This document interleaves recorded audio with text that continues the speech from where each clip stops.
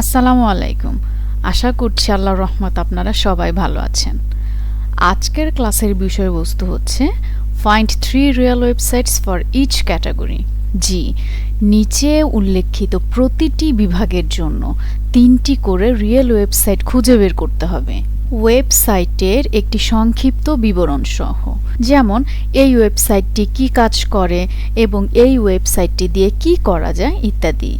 ক্যাটাগরিগুলো হচ্ছে personal blogs websites, business websites, portfolio website, social media network, search engines, news and magazine websites, review websites, educational websites, non profit websites, entertainment website, community or forum websites, travel and tourism websites, real estate websites, membership websites, job portals, health and wellness websites, recipe and cooking websites, legal advice websites, freelance platforms websites, language learning platforms, religious websites, fashion and style blogs, sports news websites, podcast platforms, car sales websites, pet care websites, gaming platforms, job training and skill development platforms, investment and finance websites, medical and health blogs, environmental awareness websites,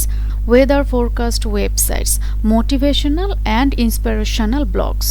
এই প্রতিটি ক্যাটাগরির উপর 3টি করে real website খুঁজে বের করতে হবে এবং প্রতিটি ওয়েবসাইটের উপরে অন্ততপক্ষে একটি লাইন হলেও লিখতে হবে এই ওয়েবসাইটটি কি এবং এই ওয়েবসাইট দ্বারা কি কাজ করা হয় সে সম্পর্কে।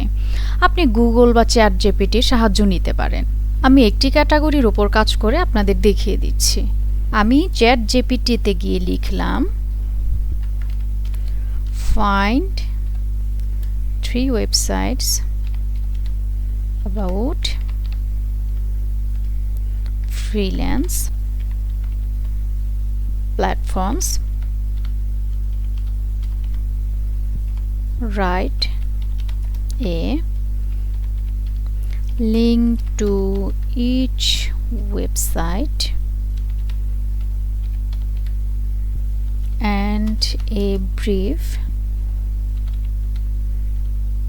description.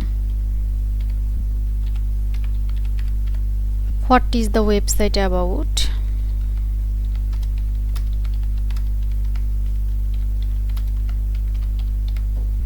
And what can be done with the website?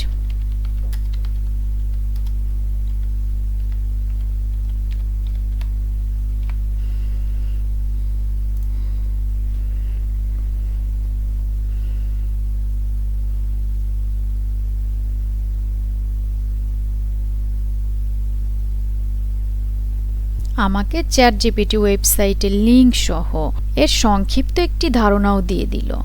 এখান থেকে দেখে দেখে লিস্ট করে ফেলবো। কত সহজ, তাই না? একদমই না। নিজেকে ঠকানো কি ঠিক হবে?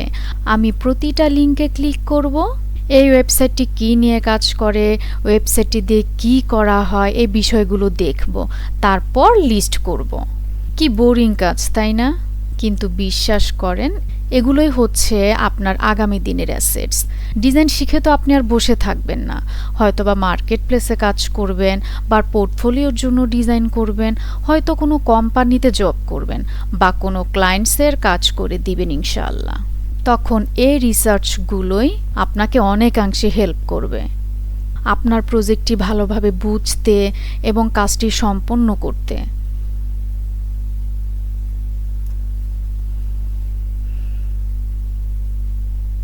তাই আমার বিশ্বাস আপনারা সবাই মনোযোগ দিয়ে কাজটি করবেন। আসসালামু আলাইকুম।